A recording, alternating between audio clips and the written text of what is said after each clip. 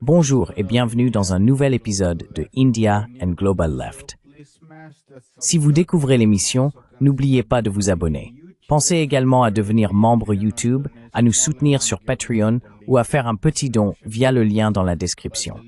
Mais au minimum, regardez cette émission, aimez, partagez et commentez.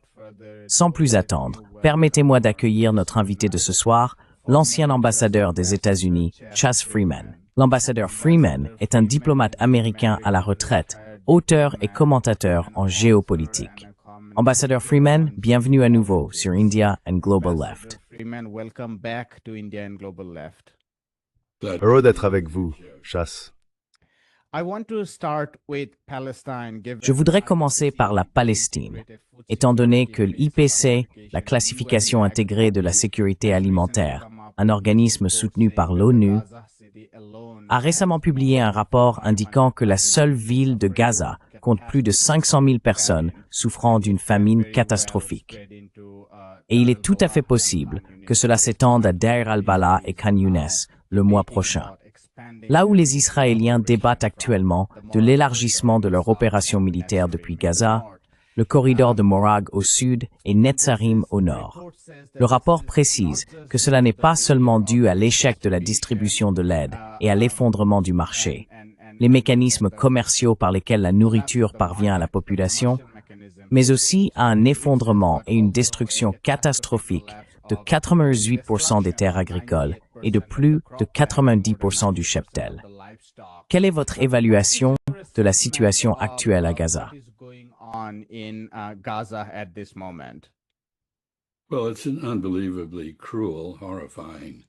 Eh bien, c'est une situation incroyablement cruelle et horrifiante là-bas. C'est entièrement délibéré. Cela est causé par plusieurs facteurs. Le principal est le blocage de la nourriture et d'autres aides humanitaires destinées aux habitants de Gaza. Cela est renforcé par des actions volontaires de certains colons israéliens qui, lorsque des camions approchent du point de passage vers Gaza, agressent souvent les camions et détruisent la nourriture et les autres fournitures qu'ils transportent. Ce n'est donc pas seulement un cas de génocide perpétré par le gouvernement israélien. C'est en réalité un génocide mené par des Israéliens ordinaires contre les Palestiniens sur place. Il y a un deuxième facteur, à savoir qu'Israël a détruit la gouvernance effective de Gaza, que le Hamas avait maintenue remarquablement ordonnée pendant longtemps.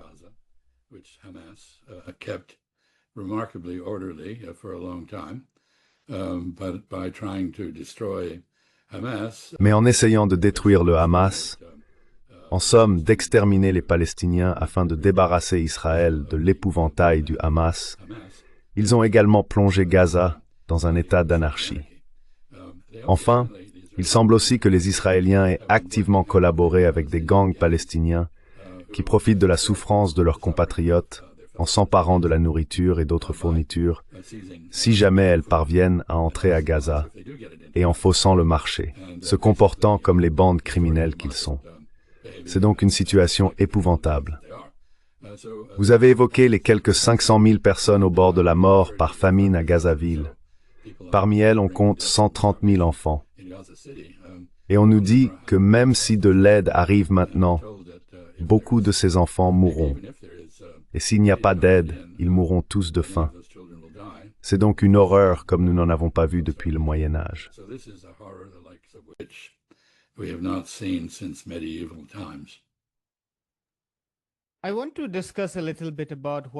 Je voudrais discuter un peu de la façon dont les médias traditionnels, les médias occidentaux, décrivent ce qu'ils appellent des négociations menées, disons, par l'américano-palestinien Abizar Ababa, avec le Qatar et l'Égypte, qui discutent avec le Hamas, puis transmettent des informations à Steve Witkoff, lequel s'entretient ensuite avec Netanyahou. C'est l'impression que l'on nous donne. Et cela est souvent présenté comme une négociation, alors que Ma'ariv, le journal israélien, affirme aujourd'hui que Netanyahou prévoit de poursuivre cette opération, en citant des sources militaires israéliennes, car au moment où il mettra fin à cette guerre, son gouvernement s'effondrera. Et nous voyons d'énormes divisions au sein de la société israélienne.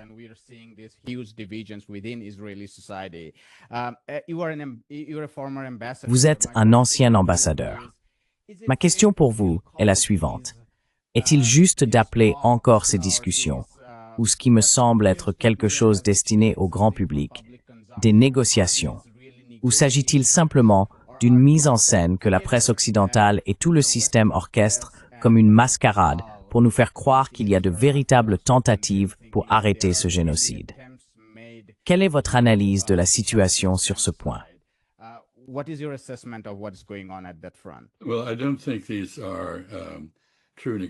Eh bien, je ne pense pas qu'il s'agisse de véritables négociations. Il s'agit d'une tentative d'imposer une reddition suicidaire à la direction palestinienne. C'est un effort pour en finir une bonne fois pour toutes avec le nationalisme palestinien. Par conséquent, il n'y a pas de véritable échange. L'objectif n'est pas de parvenir à un accord, mais d'obtenir une capitulation. Voilà pour le premier point. Le second, c'est qu'il n'existe absolument aucune preuve que la partie israélienne, en particulier le Premier ministre Netanyahou, ait la moindre intention de parvenir à un accord avec le Hamas. Leur objectif, constamment affirmé, est de détruire le Hamas pour que le Hamas soit tué, soit poussé au suicide.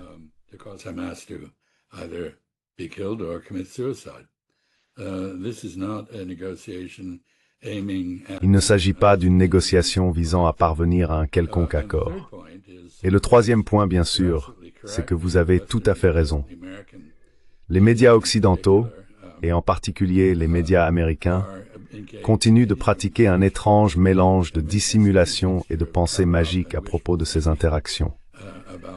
Je parle de dissimulation parce qu'il y a encore des personnes, aux côtés du Premier ministre Netanyahou, qui nient que la famine à Gaza soit réelle ou qu'elle ait pour cause la politique israélienne.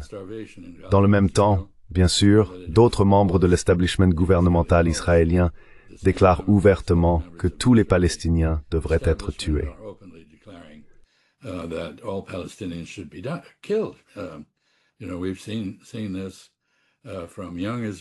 Vous savez, nous avons vu cela de la part de jeunes Israéliens ainsi que de membres du gouvernement. Donc non, je ne pense pas que ce soit authentique. Je crois que c'est un autre exemple de poudre aux yeux, si vous voulez, c'est-à-dire des actions purement performatives. Il semble qu'à l'époque actuelle, et l'administration Trump en est un exemple à bien des égards, si les dirigeants trouvent impossible d'accomplir quelque chose, ils essaient alors de créer l'illusion qu'ils ont accompli quelque chose. Ainsi, nous assistons à une manipulation des images et des récits, des narrations qui ressemblent très peu à ce qui se passe réellement.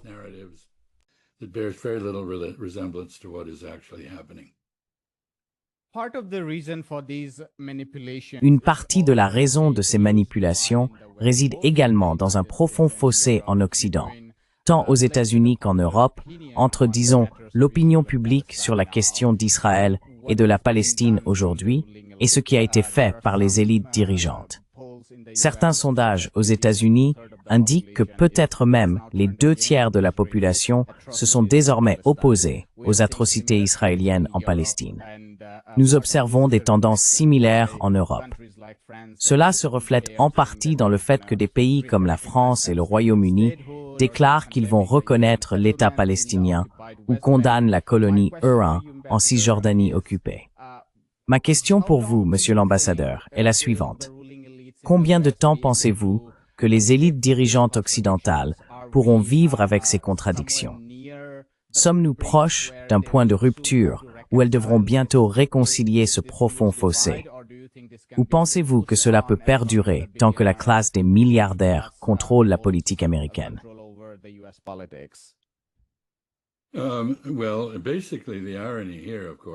Eh bien, fondamentalement, l'ironie ici, bien sûr, c'est qu'une grande partie de la raison de la montée du populisme en tant que menace pour la démocratie constitutionnelle en Occident en général, et aux États-Unis en particulier, même si l'Europe n'est pas exclue de cela, réside précisément dans le fait que les élites dirigeantes, semblent indifférentes à l'opinion de masse.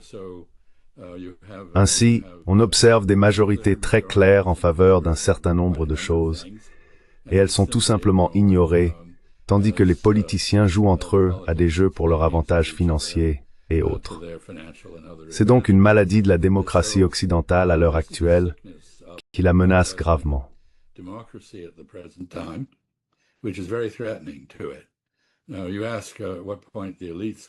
Vous demandez maintenant à quel moment les élites succomberont, se plieront à l'opinion populaire. Je doute qu'elles le fassent, à moins et jusqu'à ce qu'elles soient renversées. Et je pense que le moment approche où cela pourrait bien arriver, car j'ai toujours à l'esprit le brillant petit livre d'Albert O. Hirschman, intitulé « Exit, Voice and Loyalty », dans lequel il applique le raisonnement économique à la politique. Et il conclut essentiellement, en examinant d'abord les modèles d'entreprise, puis les modèles de gouvernance, que la clé de la stabilité dans tout système, qu'il soit économique ou politique, réside dans un niveau élevé d'apathie. C'est-à-dire que les gens sont prêts à accepter tout ce qui se passe.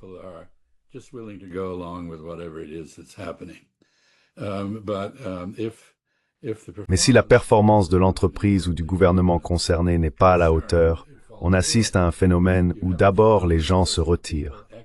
Ils abandonnent tout simplement. Ils refusent de reconnaître la légitimité du produit, qu'il s'agisse d'une automobile ou d'une politique. Ensuite, le groupe suivant fait entendre sa voix. Ils écrivent des lettres à l'entreprise en disant « Vous produisez de mauvaises voitures. Je n'achèterai plus jamais vos véhicules. Même si mon père, mon grand-père, mon arrière-grand-père ont tous acheté les produits de votre entreprise, j'arrête, à moins que vous ne redressiez la barre. » Ils font entendre leur voix. Aujourd'hui, on observe cela dans la sphère politique avec des manifestations de masse.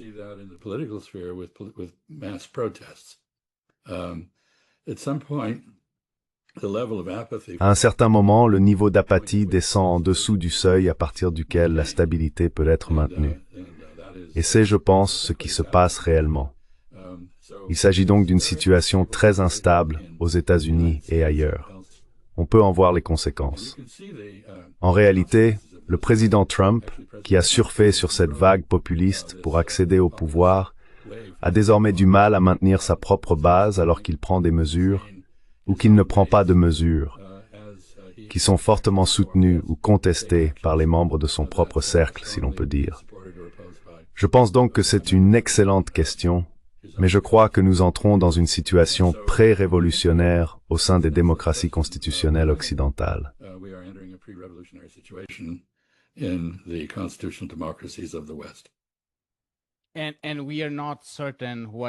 Et nous ne savons pas avec certitude ce qui remplacerait ou ce qui succéderait à cette situation pré-révolutionnaire.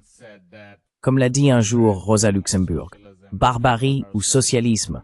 Pour elle, le socialisme est une forme de reconstitution progressive de la société. Donc lorsque vous dites que nous sommes dans une situation pré-révolutionnaire, espérez-vous que quelque chose de meilleur la remplacera, ou êtes-vous incertain quant à ce qui viendra ensuite?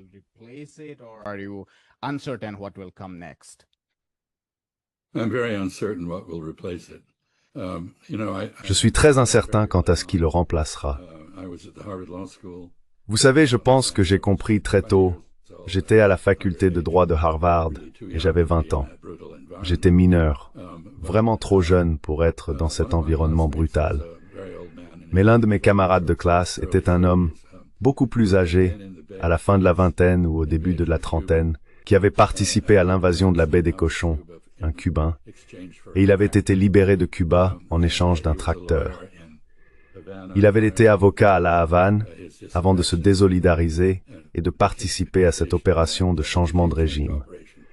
Il a dû être formé au droit commun, car, comme vous le savez, le droit civil et le common law, bien qu'ils aboutissent souvent aux mêmes conclusions, ont des mécanismes procéduraux très différents pour y parvenir. Donc il était en train d'être formé à nouveau. Et puis Ngo Dinh Diem, le président du Sud-Vietnam, a été assassiné par les États-Unis.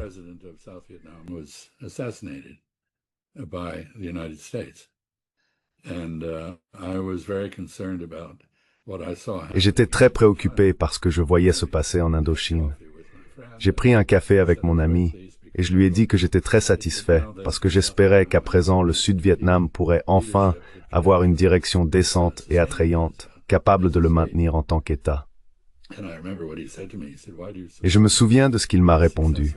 Il m'a dit, « Pourquoi supposes-tu que le successeur sera meilleur que la personne qui a été renversée ?» Et je m'en suis toujours souvenu car on n'en sait rien. Cela dit, il y a une possibilité, on le voit dans la politique new-yorkaise avec Mamdani, que les mécanismes électoraux qui sont conçus pour permettre et faciliter les changements de gouvernement puissent fonctionner. Et il se pourrait que nous assistions à l'émergence de quelque chose de radicalement différent en termes de contenu idéologique de notre gouvernement.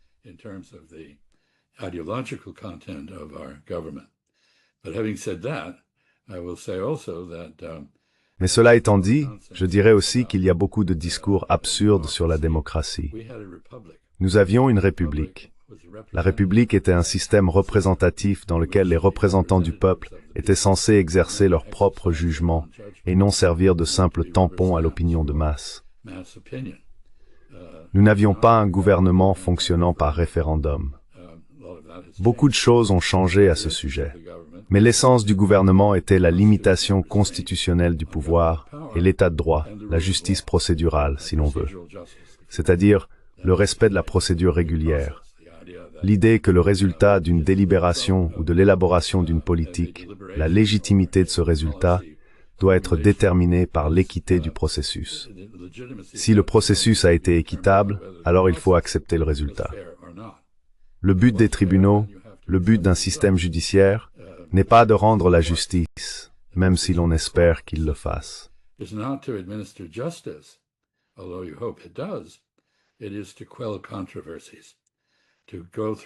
C'est pour apaiser les controverses, pour passer par un processus qui légitime la fin de tout différend en cours. Il est donc possible qu'il reste suffisamment de notre système électoral constitutionnel pour porter au pouvoir des personnes qui seront moins éloignées du public.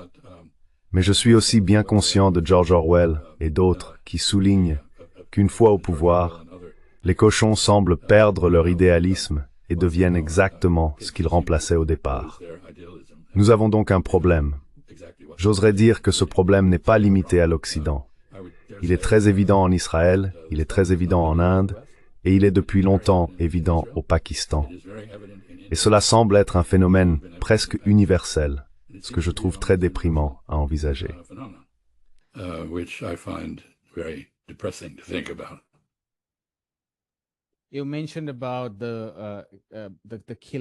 Vous avez mentionné l'assassinat au Sud-Vietnam, et Kennedy lui-même en était très mécontent. Il n'était pas au courant de cet assassinat.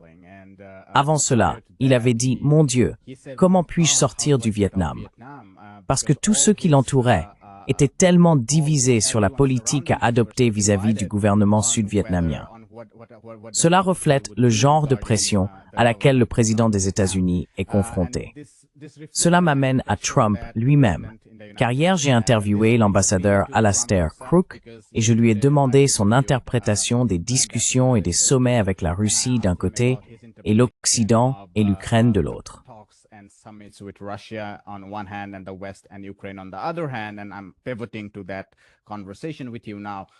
Et je me tourne maintenant vers cette conversation avec vous.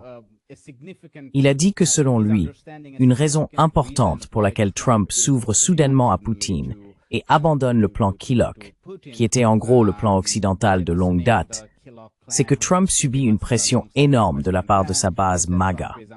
D'un côté, il y a l'incapacité à changer la situation à Gaza, mais surtout ce qui se passe avec le dossier Epstein. Je suis donc très curieux d'avoir votre interprétation de ces conversations, négociations et sommets avec la Russie d'un côté et l'Occident et l'Ukraine de l'autre.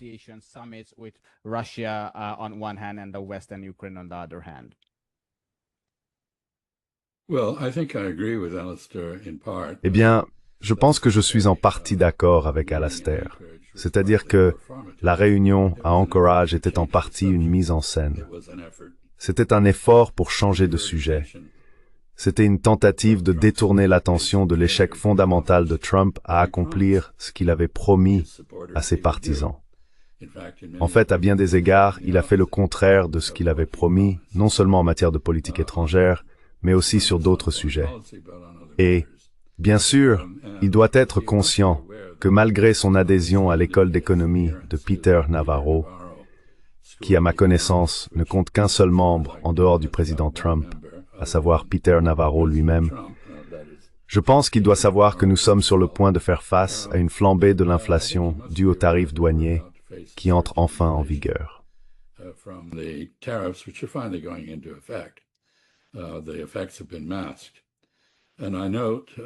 Les effets ont été masqués. Je note également que le président de la Réserve fédérale, Powell, lors d'une réunion avec des banquiers centraux à Jackson Hole, Wyoming, hier vendredi, a qualifié sa position sur la modification des taux d'intérêt d'esprit ouvert.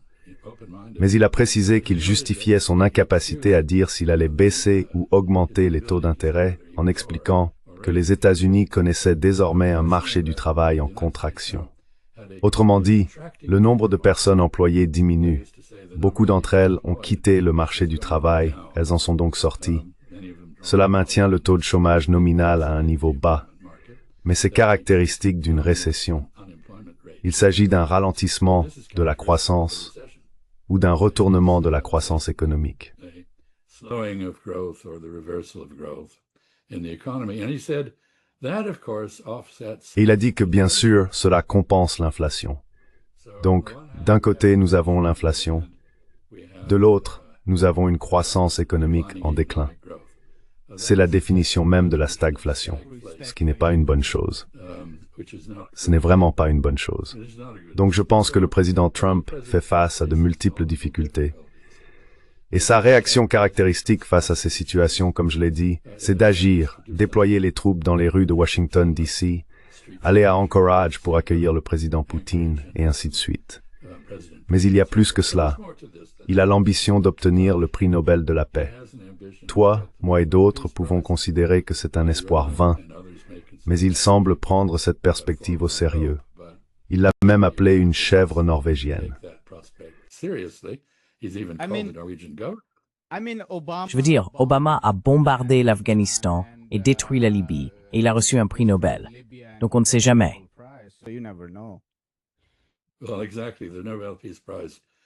Eh bien, exactement. Le prix Nobel de la paix a été grandement dévalorisé lorsqu'il a été attribué au président Obama, qui était, je pense, un homme très respectable. Mais il l'a essentiellement reçu parce qu'il était métis et pas pour autre chose. Aux yeux des Norvégiens, il semblait incarner un véritable tournant dans la politique américaine. Peut-être que c'était le cas. Quoi qu'il en soit, ils n'ont pas trouvé d'autre moyen de le faire venir à Oslo, alors ils lui ont donné un prix pour qu'il vienne. Bref, je veux dire que je pense que les motivations de Trump sont multiples. Il veut vraiment instaurer la paix en Ukraine. Je ne pense pas qu'il se soucie beaucoup des Ukrainiens. Et je ne pense pas qu'il ait eu, jusqu'à ce qu'il aille à Anchorage, je ne pense pas qu'il ait eu la moindre compréhension des enjeux en Europe. Il y est allé, et il a fait quelque chose de très important.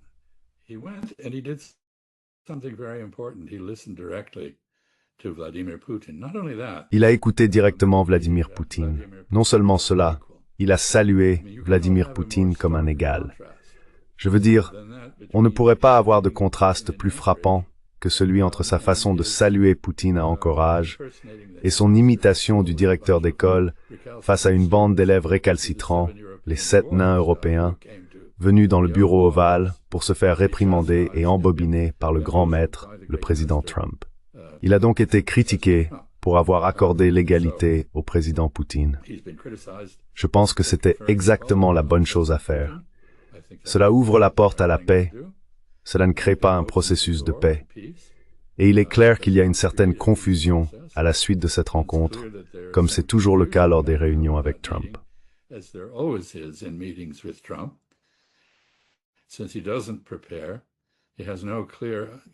Puisqu'il ne se prépare pas, il n'a pas d'objectif clair et défini. Ce qui s'est passé fait toujours l'objet de débats. Ainsi, il a réussi à convaincre Vladimir Poutine d'accepter de rencontrer le président Volodymyr Zelensky, ce que le président Poutine avait auparavant refusé de faire. Cependant, bien sûr, le président Poutine n'acceptera pas une telle rencontre, à moins qu'un ordre du jour n'ait été établi grâce à un travail minutieux au niveau inférieur. Les sommets servent généralement à ratifier des décisions qui ont été élaborées à des niveaux inférieurs sous la direction des dirigeants. Ils ne sont pas faits, vous savez, pour négocier à partir de zéro. Et pourtant, c'est exactement ce que le président Trump a fait à Anchorage. Donc, nous sortons de là. Il semble aussi qu'il ait mal compris la référence russe aux garanties de sécurité.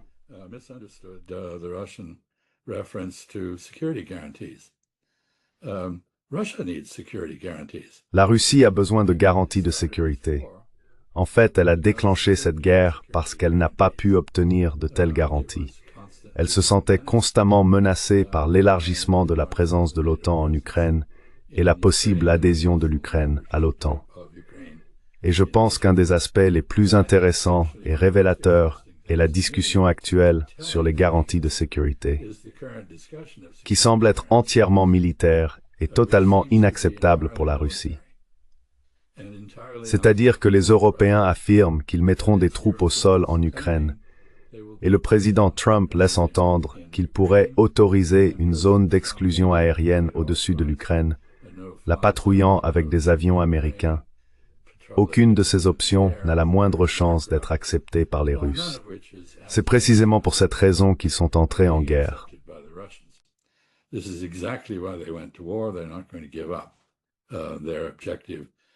Ils n'abandonneront pas leur objectif d'éliminer la menace qu'ils perçoivent de l'Ukraine. Ce qui m'intéresse particulièrement, c'est que les garanties de sécurité n'ont pas forcément à être directement militaires. Prenez l'exemple du traité d'État autrichien de 1955. Dans ce traité, l'Autriche, qui avait été occupée par l'Union soviétique, les États-Unis, la Grande-Bretagne et la France, a obtenu le statut d'État indépendant et neutre. Le traité lui-même ne fait pas référence à la neutralité, mais ceux qui ont garanti l'indépendance et la neutralité de l'Autriche savaient exactement ce qu'ils faisaient. Ce traité garantissait les droits des minorités en Autriche, de sorte que les Slovènes, les Hongrois, les Italiens et d'autres qui souhaitaient une autonomie culturelle et linguistique, similaire à celle du Québec au Canada, en ont obtenu la garantie. C'est vraiment, vraiment bien. Et si l'on considère ce qui s'est passé plus tard en Yougoslavie, on pourrait dire que c'était un exemple plutôt réussi.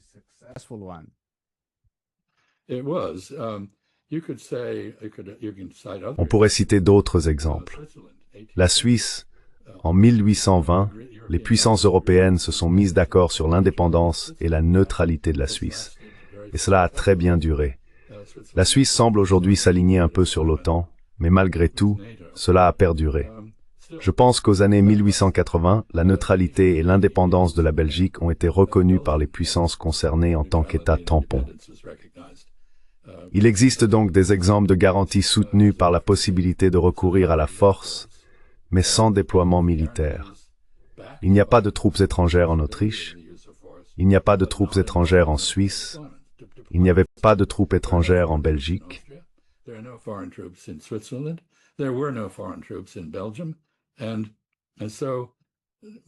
Alors, pourquoi cette discussion sur les garanties de sécurité ne parvient-elle pas à aborder les questions fondamentales, à savoir comment empêcher les Russes de percevoir une menace venant de l'Ukraine et de l'Occident? Comment empêcher l'Occident de percevoir une menace venant de la Russie? Les deux camps ont évidemment des peurs exagérées. Les Russes ont montré qu'ils étaient prêts à faire la guerre à cause de ces peurs. Les Européens, eux, n'ont pas montré qu'ils étaient prêts à faire la guerre, mais qu'ils étaient prêts à se battre jusqu'au dernier Ukrainien dans leur propre intérêt pour affaiblir et isoler la Russie. Cela n'a pas fonctionné. Nous sommes presque arrivés au dernier Ukrainien. Au moment où nous parlons, le front s'effondre.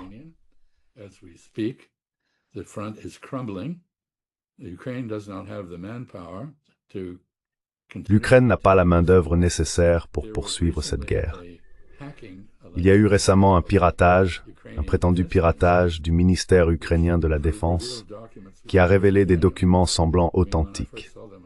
Quand je les ai vus pour la première fois, j'ai pensé que c'était difficile à croire, mais ils recensent une combinaison de tués au combat, disparus, défections et désertions totalisant 1,7 million d'Ukrainiens au cours des 3 ans et demi écoulés. Cela corrobore ce que la plupart des experts militaires ayant examiné la question, sans l'influence de la propagande occidentale, la propagande ukrainienne relayée et amplifiée par l'Occident, ont affirmé: les pertes ukrainiennes ont largement dépassé celles du côté russe.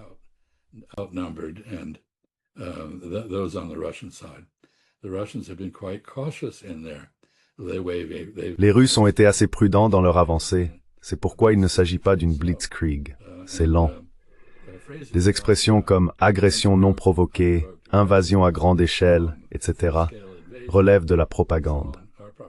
Il semble donc que nous commencions à percevoir certains des véritables contours de ce conflit, et ils sont très très laids.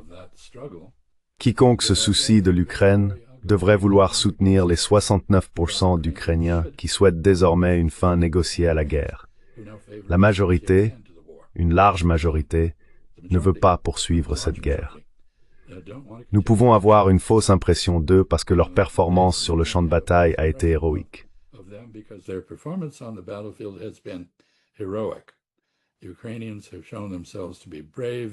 Les Ukrainiens ont fait preuve de courage, d'innovation et de compétence en matière de guerre, mais cela ne suffit pas. Il faut que cela prenne fin. Je pense que le président Trump, à son crédit, en est conscient et y voit une opportunité. Son problème, c'est qu'il est entouré de personnes incompétentes qui amplifient sa propre incompétence au lieu de la corriger et qui lui disent ce qu'il veut entendre. Lorsqu'on lui dit quelque chose qu'il ne veut pas entendre, il les licencie ou les ignore. On voit que le chef de l'agence du renseignement de la défense vient d'être limogé pour avoir rapporté que l'attaque contre l'Iran n'a pas anéanti le programme nucléaire iranien. Ce n'est pas une façon de diriger un gouvernement, à mon avis.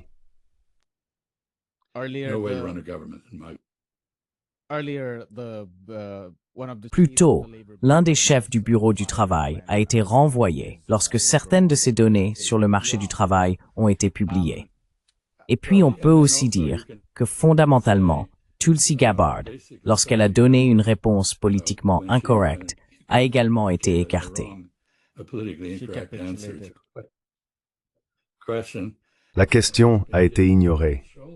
Et maintenant, vous la voyez faire toutes sortes de choses extravagantes pour se réconcilier avec le grand homme à la Maison-Blanche.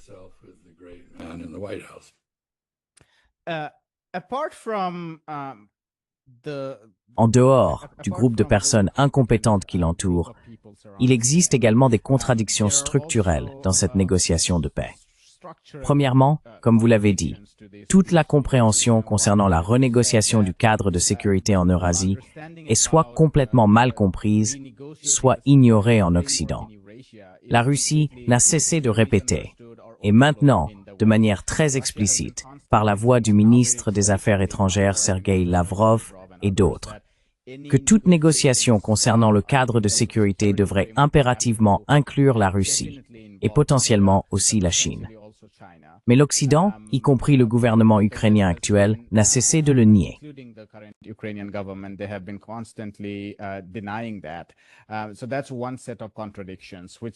Voilà donc un ensemble de contradictions que des penseurs réalistes comme le professeur Mearsheimer qualifieraient d'irrésolubles.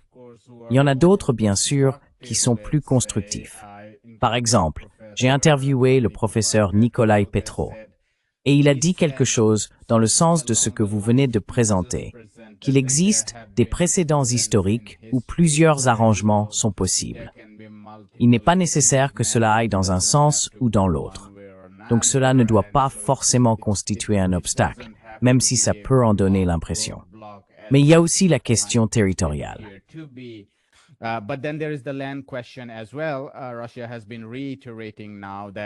Russie ne cesse de répéter que l'Ukraine doit céder Luhansk et Donetsk, et le Moscow Times ainsi que d'autres médias rapportent constamment la prise de nouveaux villages dans ces régions par les forces russes. Cela s'accompagnerait d'un gel des positions à Zaporizhia et Kherson.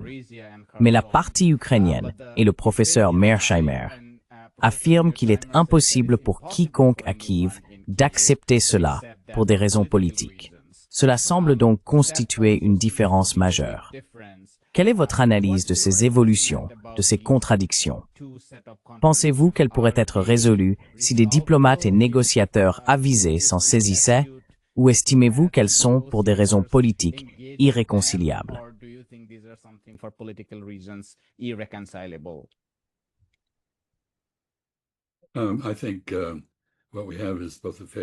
Je pense que ce à quoi nous faisons face est à la fois un manque d'imagination et un manque de compréhension. Et ici, je reviens sur la question des garanties de sécurité. Que sont-elles censées garantir? Si elles doivent garantir une Ukraine indépendante, neutre, qui n'est pas hostile à la Russie, qu'elle aime ou non la Russie est une autre question, mais qu'elle ne soit pas ouvertement menaçante pour la Russie, alors la Russie garantira cela.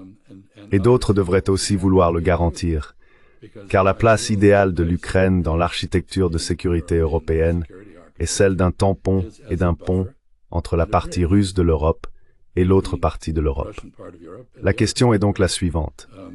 Pourquoi les Européens continuent-ils à proposer des arrangements qui garantissent en fait la poursuite de la confrontation et de la guerre?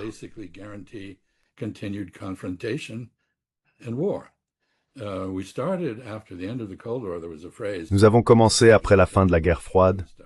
Il y avait une expression utilisée par George H.W. Bush, une Europe entière et libre.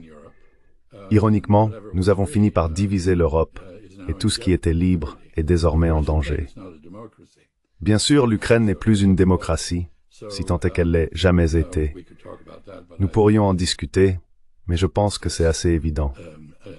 Si vous n'avez pas de partis politiques légaux, si vous n'avez pas la liberté d'expression, si vous pouvez être enrôlé de force dans l'armée, si vous ne pouvez pas aller à l'église de votre choix parce que l'église orthodoxe russe classique a été interdite, si des livres sont brûlés, si les langues sont réglementées par le gouvernement comme c'est le cas en Ukraine, ce n'est pas une démocratie. Donc nous pouvons oublier cela.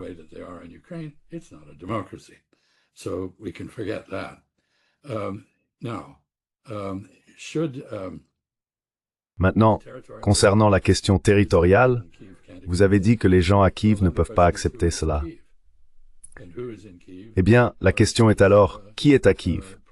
Et ceux qui sont à Kiev sont soutenus par les Ukrainiens de l'Ouest. D'ailleurs, les Ukrainiens de l'Ouest, bien sûr, ont été ajoutés à l'Ukraine par Joseph Staline. Donc, nous défendons une entité politique qui représente l'Union soviétique à son pire. Les changements territoriaux ont été acceptés à l'époque. Je pense que si l'on interrogeait honnêtement la population ukrainienne, pas l'élite de Kiev, je pense qu'ils accepteraient des échanges territoriaux. En fait, j'ai vu certains reportages provenant des zones de Donetsk, encore occupées par l'Ukraine, où des gens disent, écoutez, je veux juste que la guerre se termine. Je me fiche du pays auquel j'appartiens. Laissez-moi tranquille.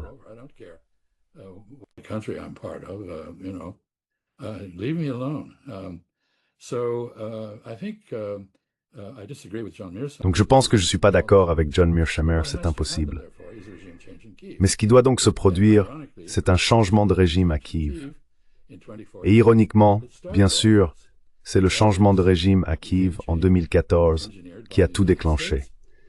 C'est-à-dire un changement de régime orchestré par les États-Unis et les Britanniques, qui a eu plusieurs conséquences. D'abord, l'interdiction de l'utilisation de la langue russe dans le discours officiel et dans l'éducation, ce à quoi se sont opposés les 29% d'Ukrainiens, dont la langue maternelle était le russe. Cela a mené à une insurrection, cela a mené à une guerre civile, en fait, et au bombardement des deux oblasts du Donbass, Louhansk et Donetsk. Et cela a finalement conduit au rassemblement de troupes ukrainiennes le long des frontières des républiques autoproclamées, là-bas, des républiques russophones.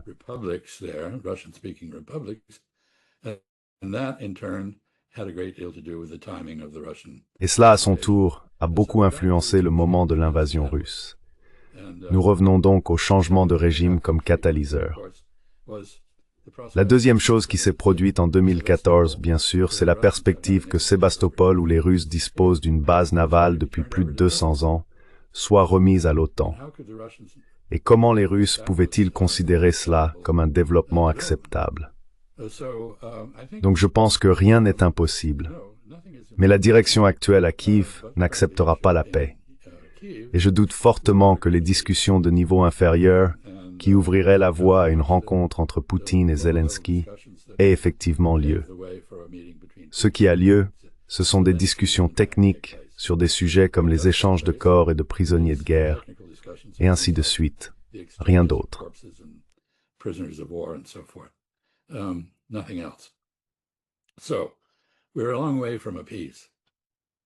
Nous sommes donc encore loin de la paix, mais je pense que le point essentiel, c'est que le principal développement à Anchorage a été que le président Trump a abandonné son idée absurde d'un cessez-le-feu comme une fin en soi. Les cessez-le-feu, regardez Chypre, ils perpétuent la division. Regardez la péninsule coréenne, ils perpétuent le danger de guerre. Le Cachemire, oui, ils perpétuent la confrontation, la guerre, le risque d'escalade du conflit. Ils ne résolvent rien. Un cessez-le-feu a donc tout son sens dans le cadre d'une paix. J'ai noté, lors de la réunion entre Trump et les Européens dans le bureau ovale, que le chancelier allemand, Merz, a dit qu'il ne pouvait pas imaginer une paix qui n'aurait pas été précédée d'un cessez-le-feu. Ce à quoi j'ai répondu, vous manquez manifestement d'imagination. Il vous en faut, car les cessez-le-feu ne sont utiles que dans le contexte d'une consolidation plus large du règlement des problèmes.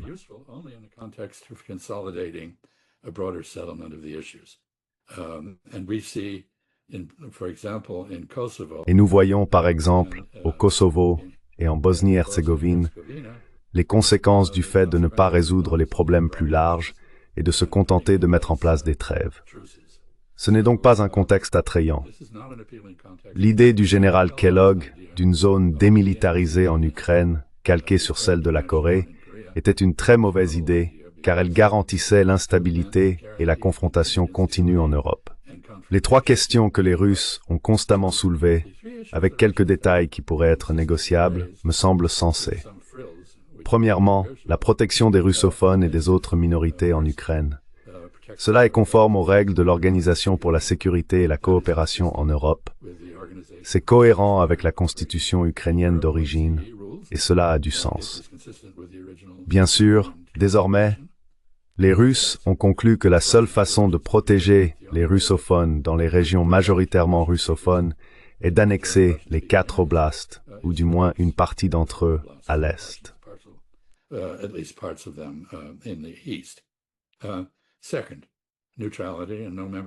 Deuxièmement, la neutralité et l'absence d'adhésion à l'OTAN.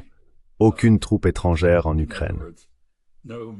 En d'autres termes, aucune menace de l'Ukraine envers la Russie et aucune menace de l'Ukraine envers le reste de l'Europe. Et on oublie souvent la seconde partie de la neutralité, à savoir que les Russes doivent partir si tel est le cas. Et le troisième point, bien sûr, est celui que nous avons complètement omis de discuter, sauf de manière périphérique dans cette conversation, à savoir la question de l'introduction de la stabilité et de la paix en Europe. L'Europe n'est pas en paix, l'Europe est divisée. L'Europe est divisée entre Russes, Européens et Américains. Et ici, je pense que le président Trump a fait autre chose d'assez important comme geste envers sa base MAGA à Anchorage. Il a essentiellement mis en place une situation où il pouvait dire « D'accord, Européens, vous voulez continuer ce combat.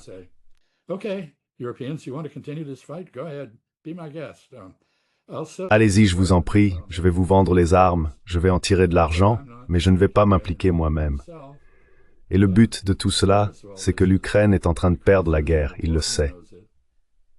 Et quand l'Ukraine aura définitivement perdu, il pourra dire « Regardez, je n'ai pas retiré mon soutien à l'Ukraine. J'ai simplement confié l'affaire aux Européens et ils l'ont raté. Ils l'ont gâché. Et c'est la guerre de Biden. Vous savez, je l'ai héritée et je m'en suis débarrassé pour les États-Unis. Donc peut-être que je n'ai pas réussi à faire la paix, mais j'ai réussi à désengager les États-Unis de ce bourbier.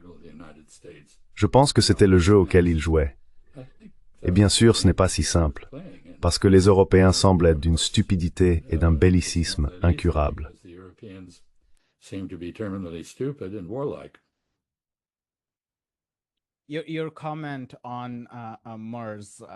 Votre commentaire sur Merkel, la chancelière allemande, fait écho à ce qu'a dit le ministre russe des Affaires étrangères, Sergueï Lavrov, à propos des Européens en général, lors de cette réunion collective. Il n'a pas utilisé les mots « manque d'imagination », mais il a affirmé qu'en plus d'être non éthique, il manquait de pensée constructive. Ils ont un plan pour poursuivre la guerre.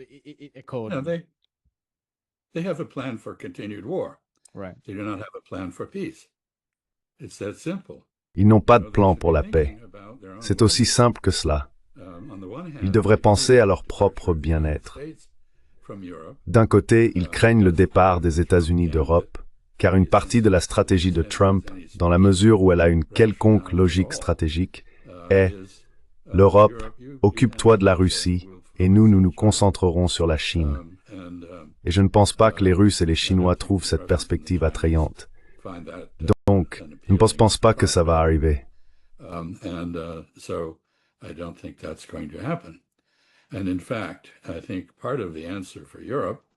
En fait, je pense qu'une partie de la solution pour l'Europe, lorsque et si elle recommence à réfléchir, au lieu de simplement adopter des postures, lorsque et si les élites écoutent à nouveau les masses, au lieu de les ignorer, une partie de la solution sera l'autonomie stratégique pour l'Europe.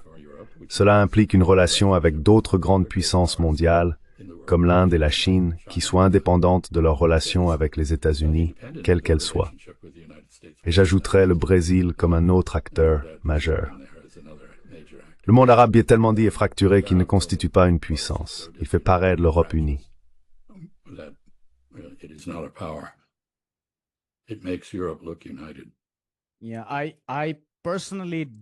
Oui, personnellement, je ne vois pas cela arriver de sitôt, étant donné la façon dont ils se sont comportés lors des soi-disant négociations tarifaires.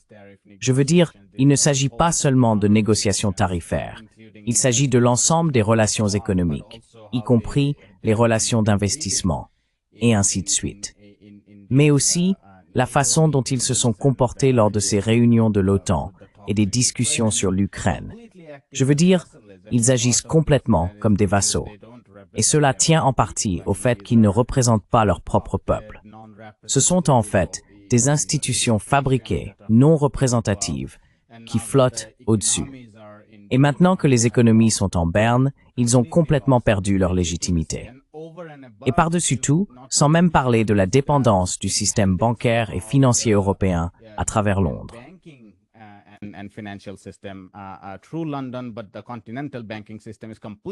Mais le système bancaire continental est complètement lié à Wall Street.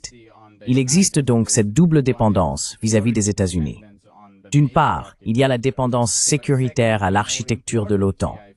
Mais d'autre part, et c'est selon moi encore plus important, il y a la dépendance au système financier. Excusez-moi. Mais bon, commentez si vous le souhaitez à ce sujet.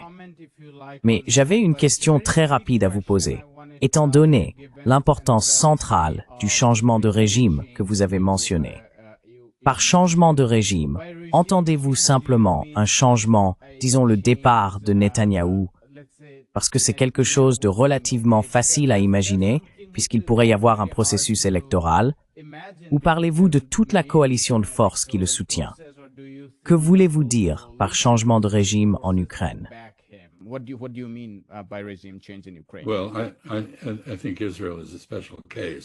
Eh bien, je pense qu'Israël est un cas particulier parce que ce n'est pas Netanyahou le problème. C'est un opportuniste. Il profite d'une vague de soutien sioniste, religieux et messianique pour éviter la prison. Et s'il va en prison, les perspectives, ai-je dit Israël.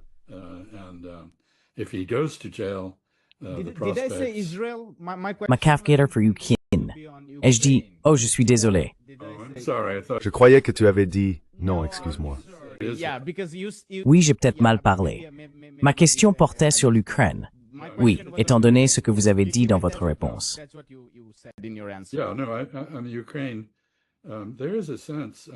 Oui, concernant l'Ukraine, il y a un sentiment, je veux dire, on peut voir, je m'excuse pour les cerfs derrière moi dehors, ils mangent tout, ils sont horribles. Bref, le problème en Ukraine, c'est que le régime ukrainien est très fragile en ce moment.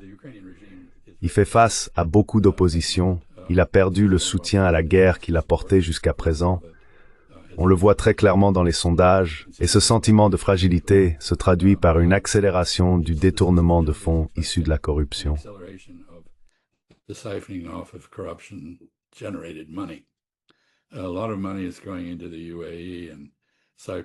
Beaucoup d'argent est transféré vers les Émirats arabes unis, Chypre et d'autres endroits qui sont ouverts à la réception de tels fonds.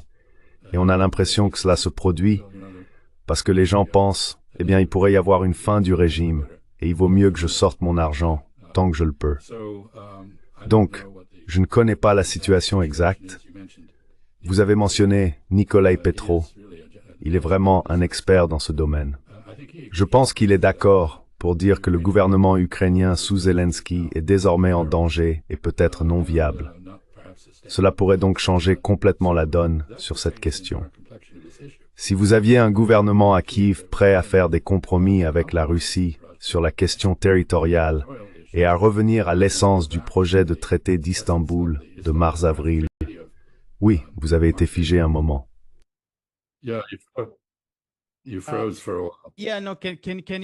Oui, bien sûr. Pouvez-vous continuer à partir d'ici? Je suis venu en Assam et il y a parfois des coupures de courant. J'ai prévu une batterie de secours, mais cet interrupteur nécessite, enfin, c'est la périphérie de l'Inde. Mais continuez, s'il vous plaît. Je couperai cette partie au montage. Ce n'est pas propre à l'Inde. Pendant la Seconde Guerre mondiale, mes parents m'ont laissé à Long Beach. Mon père était dans la marine, ingénieur. Ils sont allés au Hollywood Bowl, qui avait été conçu par Frank Lloyd Wright et possédait de magnifiques propriétés acoustiques. Il a depuis été remplacé par une nouvelle conception. L'électricité a été coupée pendant un spectacle de l'USO, un spectacle musical. Ils ont demandé un volontaire avec une voix puissante et sans inhibition, et mon père s'est proposé pour animer le spectacle. Il est monté sur scène et a animé le spectacle avec tant de succès qu'il a été nommé attaché naval à Hollywood pour le reste de la guerre, ce qui était un endroit bien meilleur que d'être sur un navire dans le Pacifique Sud.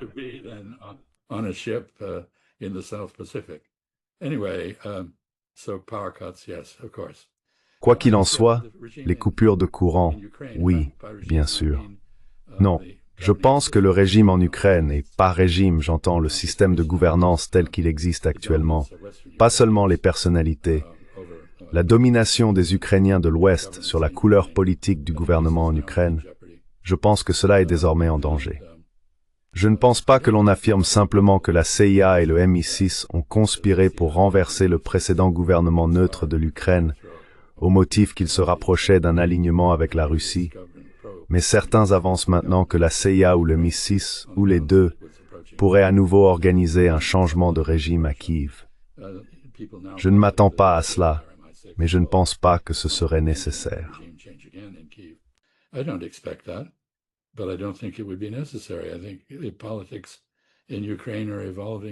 Je pense que la politique en Ukraine évolue dans sa propre direction et reflète le fait que l'Ukraine a été frappée de plein fouet. Elle a été détruite, pratiquement dévastée. Sa population est réduite de moitié par rapport à ce qu'elle était au début de la guerre. Son armée s'effondre. Son économie a été anéantie. Ses infrastructures sont ravagées par les attaques de missiles russes. Et sa seule réponse consiste à essayer d'étendre la guerre en profondeur sur le territoire russe, ce qui valide involontairement l'analyse russe selon laquelle une Ukraine armée par des forces étrangères contre la Russie constitue une menace pour la Russie. Nous en sommes donc revenus exactement au point où nous étions en décembre 2021, sauf que maintenant, nous avons la preuve que les craintes russes sont justifiées.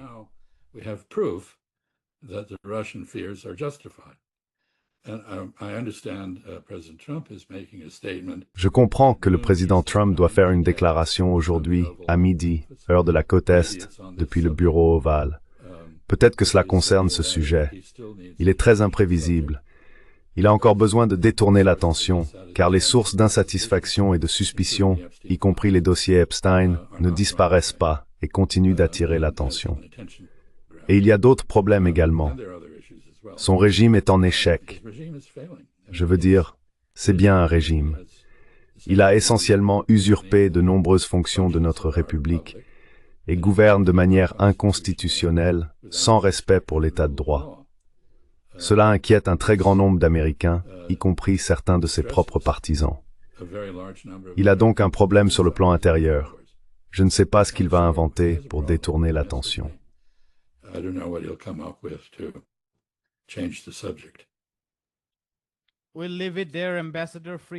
Nous allons nous arrêter là, ambassadeur Freeman. J'avais prévu d'aborder toute cette question des BRICS, Brésil, Russie, Chine, Inde, et des relations entre le Nord et le Sud global. Mais ce soir, ce sera une excuse pour vous envoyer une nouvelle invitation puisque nous avons épuisé tout notre temps. Ce fut une conversation très agréable. Merci beaucoup pour votre temps. Merci. J'ai hâte de discuter de la restructuration de la politique et de l'économie mondiale à un moment donné dans le futur. Merci beaucoup. Au revoir.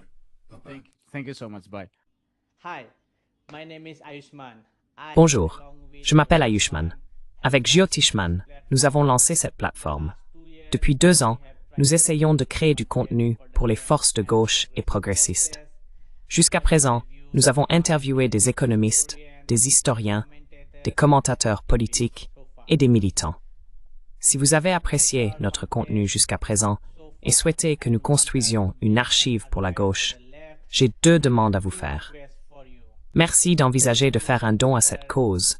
Le lien se trouve dans la description ci-dessous. Si vous ne pouvez pas le faire, ne soyez pas triste. Vous pouvez toujours aimer nos vidéos et les partager avec vos camarades. Enfin, n'oubliez pas d'appuyer sur le bouton d'abonnement. Forget to hit the subscribe button.